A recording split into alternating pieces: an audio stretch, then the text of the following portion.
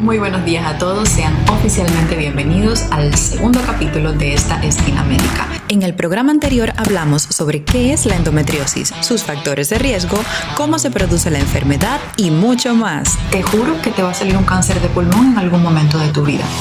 En este programa revelaremos sus síntomas, su diagnóstico y toda la información sobre su tratamiento, porque tú también puedes ser tu propio médico. Escucha tu cuerpo y aprende a dominarlo. Esquina Médica, haciendo salud juntos.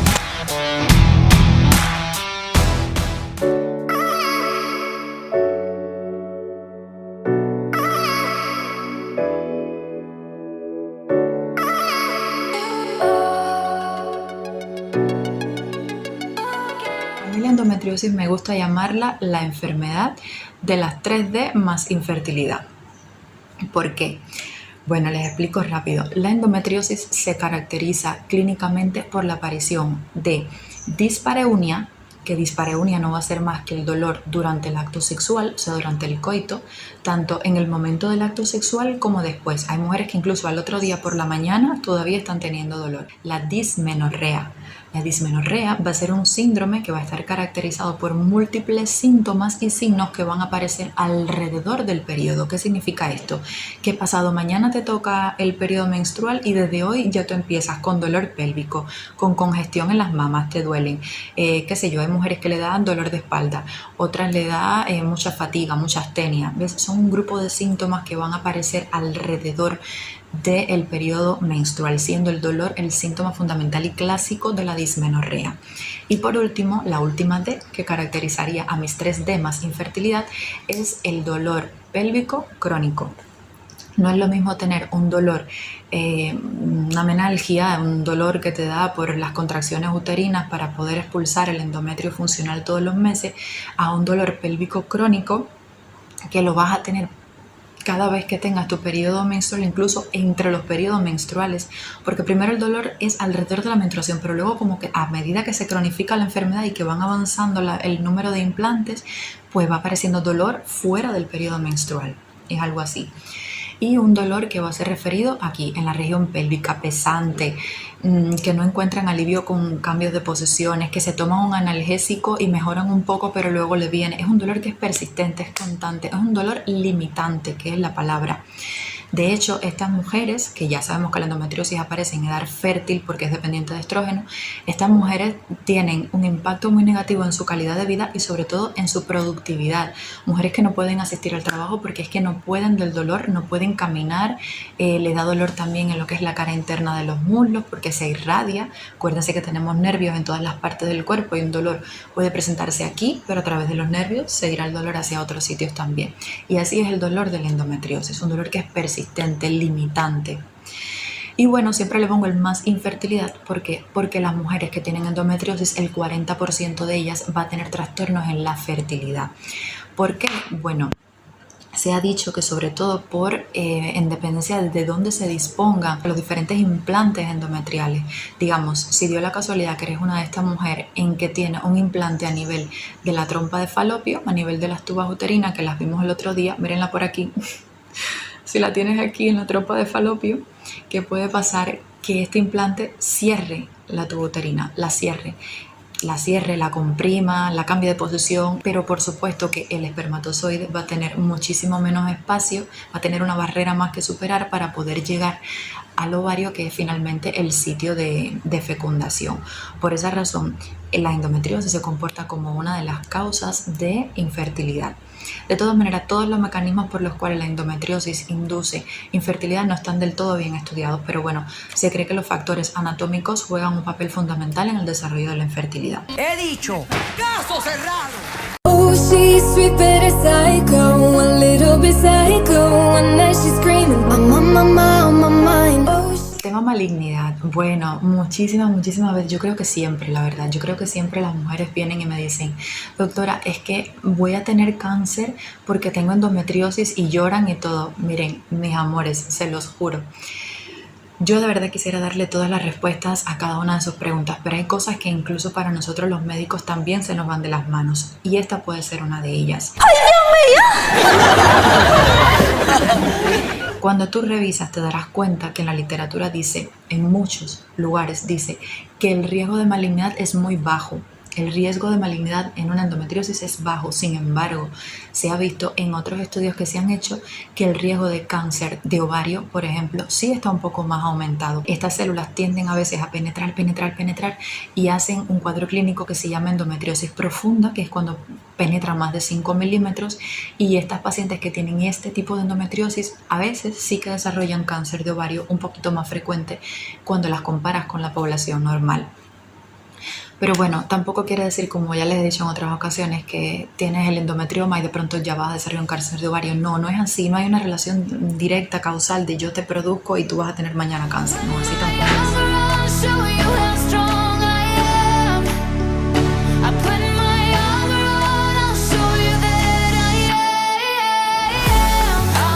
es. El diagnóstico definitivo de una endometriosis es histopatológico, o sea, para yo decir esta mujer tiene esta endometriosis, yo tengo que hacer una laparoscopía, tengo que visualizar dentro de la cavidad pélvica los diferentes quistes implantados, los implantes, tengo que tomar uno de ellos como muestra, hacerle biopsia, que el patólogo me diga si efectivamente es una endometriosis y tiene estas características histológicas.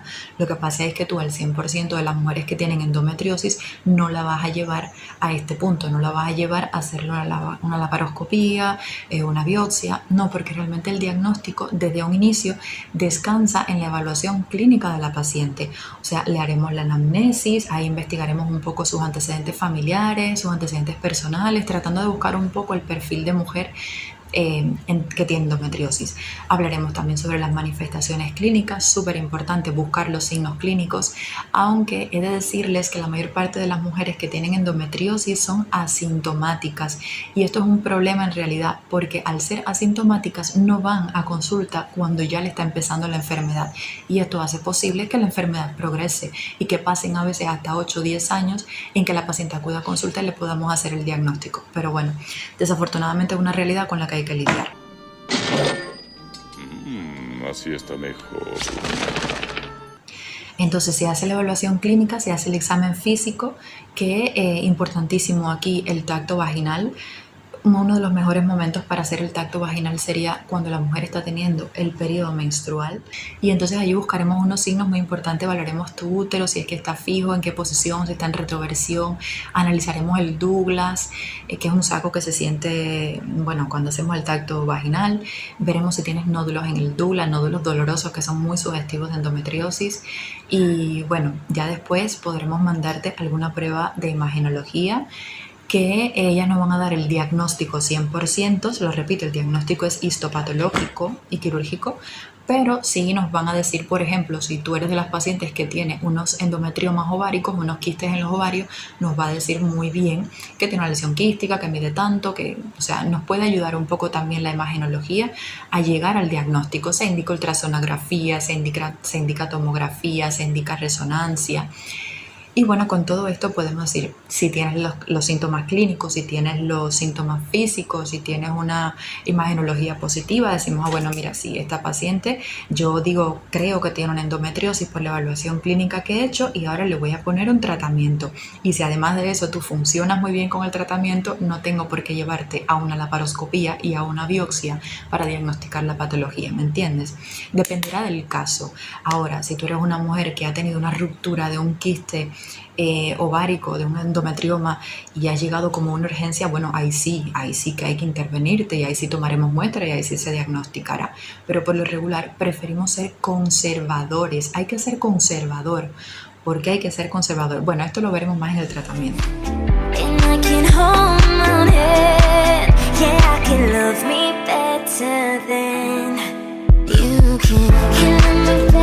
El tratamiento de la endometriosis es tanto médico como quirúrgico y el tratamiento busca cumplir 4 objetivos. O sea, yo te voy a tratar y mi tratamiento va a tratar de cumplir estos 4 objetivos. El primero, quitarte los síntomas, porque no es fácil vivir la vida con dolor, o con dispareunia, o con dismenorrea, o cualquiera de los síntomas que ya te he dicho. O sea, tratar de disminuirte los síntomas. Segundo, yo voy a tratar por todos los medios de restablecer la fertilidad. Lógico pensar que en algún momento de tu vida querrás tener familia y si no, bueno, por lo menos te quitaré los síntomas, pero si es tu objetivo tener familia, ese va a ser mi segundo objetivo, que lo logres. Tercer objetivo, bueno, voy a tratar por todos los medios de que la enfermedad no progrese, que se detenga allí.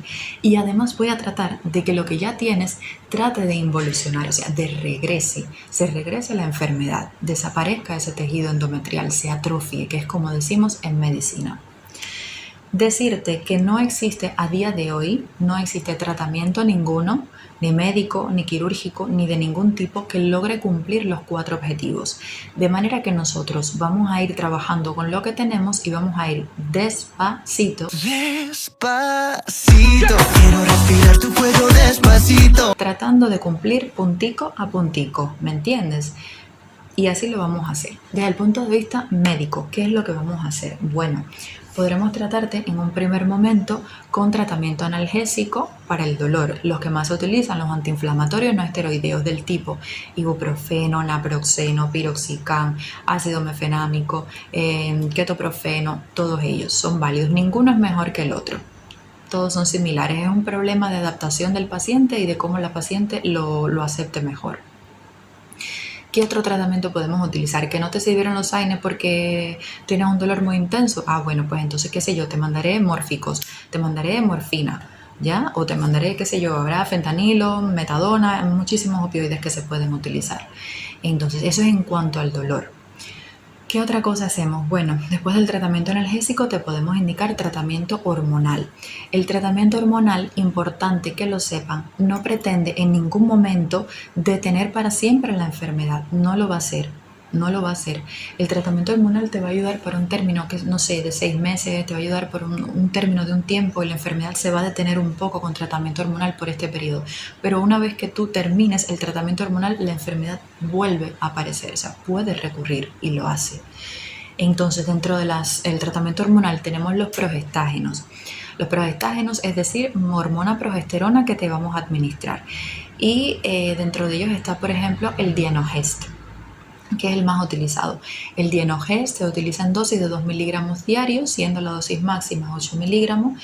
Es un fármaco que yo te recomiendo, ve a tu doctor siempre. ¿Por qué? Porque tiene contraindicaciones. Mira, si eres una paciente que tiene, no sé, enfermedades hepáticas, por ejemplo, o ha tenido un tumor hepático, o eres una mujer que ha tenido un cáncer de mama, o cualquier tumor de esto hormonodependiente, o si has tenido trombosis venosas profunda, o tuviste un tromboembolismo pulmonar, o si tienes una enfermedad arterial periférica. O sea, hay muchísimas, pero muchísimas situaciones en las que no te podemos poner ese fármaco. Por eso debes ir a tu médico en lugar de automedicarte, que es lo que casi siempre desafortunadamente hacen. La juventud está preparadísima. Las pacientes que estén tomando el Dienogest, ojo, que no es un anticonceptivo.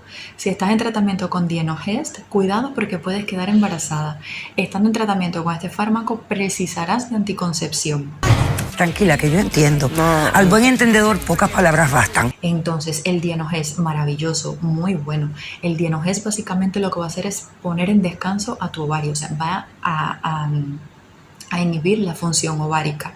Y si ya sabemos que el tejido endometrial crece porque tiene mucho estrógeno, si yo te pongo el progestágeno, yo te paro esa función estrogénica y por tanto el endometrio no va a crecer. E incluso puede darse el caso de que también regrese un poquito, como es el caso, por ejemplo, de la medroxiprogesterona. La medroxiprogesterona es un poco antiproliferativa, o sea, me evita la medroxiprogesterona que ese endometrio empiece a proliferar, porque así como prolifera el endometrio dentro de la cavidad uterina, también va a proliferar el endometrio que tienes implantado fuera de la cavidad uterina. Por tanto, los progestágenos muy bien indicados. Hay otros más, está la noretestosterona que se da 5 miligramos 3 veces al día, se puede dar, pero bueno, los que más utilizamos en realidad es el Dienogest. Entonces, ¿qué otros fármacos te podemos dar? Podemos dar los anticonceptivos combinados que induce amenorrea. Lo mismo, te podemos dar también, no sé, el DIU de levonorgestrel, fenomenal para el tratamiento del dolor pélvico crónico, el DIU de levonorgestrel, que es el que se llama Mirena, sumamente utilizado y de verdad muy efectivo. Si tienes la posibilidad de adquirirlo, pues hazlo, que de verdad no te vas a arrepentir. Y tenemos también dentro de las hormonas ya los progestágenos, caray. Mejor ponte a aprender inglés.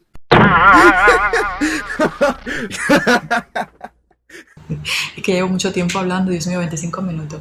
Tenemos también los andrógenos. Aquí está sobre todo el danazol, fármaco que, mira, existe un eje en medicina que se llama el eje hipotálamo hipoficiario ovárico.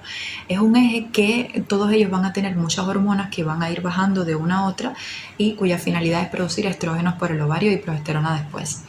¿Qué es lo que van a hacer los andrógenos? Los andrógenos van a romper esa cadena en algunos puntos y entonces por ende la mujer no va a producir estrógenos, que es la causa de que crezcan los endometriomas. Entonces, ¿es un fármaco muy bueno? Sí, es muy bueno. Lo que pasa es que, por supuesto, los niveles de andrógenos van a aumentar en el organismo y, por supuesto, van a aparecer síntomas de hiperandrogenismo. Pueden aparecer que sería el acné, el hirsutismo, van a haber cambios de voz, pueden haber sofocos. O sea, que realmente el tema de los andrógenos a veces las pacientes lo dejan porque en un % de ellas son mal tolerados. Dentro del grupo de los andrógenos hay varios y hay algunos que son un poquitico más androgénicos que otros, ¿ya? Y bueno, esto sería a grandes rasgos lo que se hace con el tratamiento hormonal. Ya entrando en el tratamiento quirúrgico va de entrada cuando tú tienes una complicación o cuando tienes una enfermedad por endometriosis grave, cuando te ha infiltrado el ovario, cuando tienes un quiste roto, cuando tienes una enfermedad que está muy diseminada, una mujer muy sintomática, con limitación de su vida, todo esto de entrada quirúrgico, sí, porque es que la clínica de la paciente lo está pidiendo. Sin embargo, como les dije anteriormente, la cirugía solo se reservará cuando con tratamiento médico no podamos controlar la mayor parte de los síntomas, ¿ya? Y en el caso del tratamiento quirúrgico, una vez que ya se decide hacerle a la señora la laparoscopía, que es la cirugía que hoy en día está en auge y la que se está haciendo para este tipo de intervención, trataremos de quitar la mayor número posible de endometriomas. Y desafortunadamente la laparoscopía, sí, te la indicas, te la hacen, pero la enfermedad puede recidivar. Esto puede sonar un poco frustrante para muchas mujeres, pero nosotros no podemos engañarte jamás. La endometriosis es una condición de la que todavía no se sabe todo. Es una enfermedad que será crónica, que tendremos que tratar con ejercicio físico, con medicamentos, con todo lo que podamos, pero que sepas que puede recidivar. Entonces, bueno, he tratado de darle la mayor cantidad de información que he podido dentro de lo que se puede porque estoy trabajando sobre la endometriosis. Espero de verdad que les haya ayudado, que es mi finalidad. Y bueno, nada, cualquier duda que tengan me la pueden decir, que yo estaré aquí siempre para responderle lo más que pueda. Y no me queda más que desearle un feliz día y nos vemos en la tercera edición o el tercer capítulo de esta Esquina Médica, que como siempre digo es el espacio para que usted y yo conversemos temas sobre medicina. Que tengan un feliz día.